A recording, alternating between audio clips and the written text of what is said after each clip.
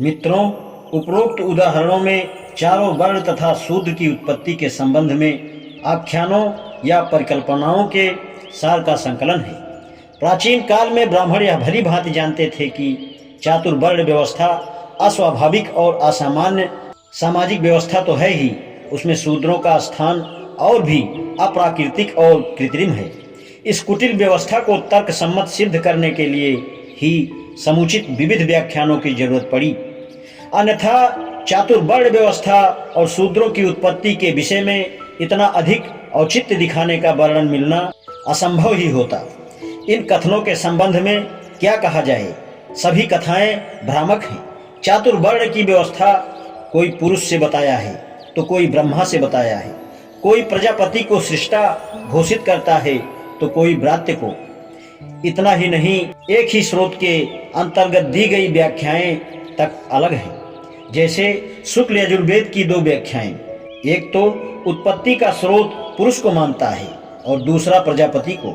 कृष्ण यजुर्वेद में 3 वर्ण हैं, जिसमें 2 के द्वारा प्रजापति को सृष्टा माना गया है और एक में सृजनकर्ता ब्राह्मण है।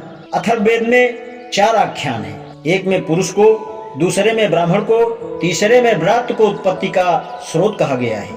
चौथी व्याख्या तो इन तीनों से ही अलग है। इसका सिद्धांत समान होने पर भी विवरण अलग है। ब्रह्मा और प्रजापति के स्वरूप के माध्यम से दी गई व्याख्याएं एकदम काल्पनिक हैं। मनु या कश्यप के माध्यम से की गई व्याख्याएं मानवीय स्वरूप की हैं। इनमें की गई परिकल्पनाएं दूषित तो हैं ही, इनमें ना कोई ऐतिहासिक महत्व है और ना कोई सार ही है।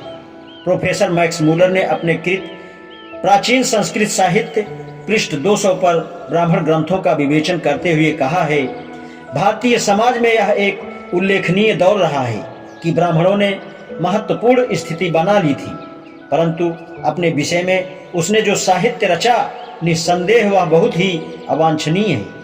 कोई भी यह कल्पना नहीं कर सकता कि इतिहास के उस दौर में आदिम समाज में ही कोई ऐसा साहित्य रचा जा सकता हो जो इतना पांडित्यपूर्ण हो और कालातीत हो। रचनाएं इतनी अनर्गल हैं कि जिनका कोई जोड़ नहीं।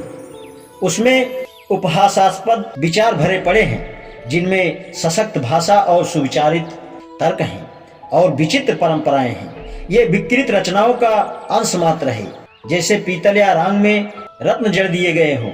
यह क्षुद्र साहित्य सामान्यतः अरुचिकर शब्दाडंबर है, जिसमें पोगापंथी अहंकार और पूरा पांडित्य भरा पड़ा है।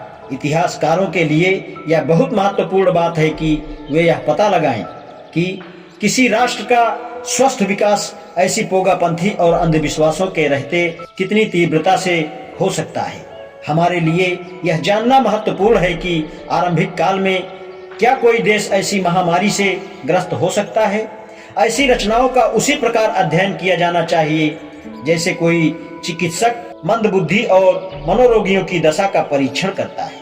चारों वर्णों, विशेषकर शूद्र वर्ण की उत्पत्ति के संबंध में ब्राह्मण ग्रंथों की मीमांसा पर हमें मैक्स मूलर के ये शब्द सहसा याद आ जाते हैं। ये परिकल्पनाएं वास्तव में मूर्खों का प्रलाप या पागल की बौखलाहट की भांति है और मानवीय समस्याओं के विषय में स्वाभाविक मीमांसा की खोज में लगे इतिहास के विद्यार्थी के लिए तो यह साहित्य समुचित ही व्यर्थ है।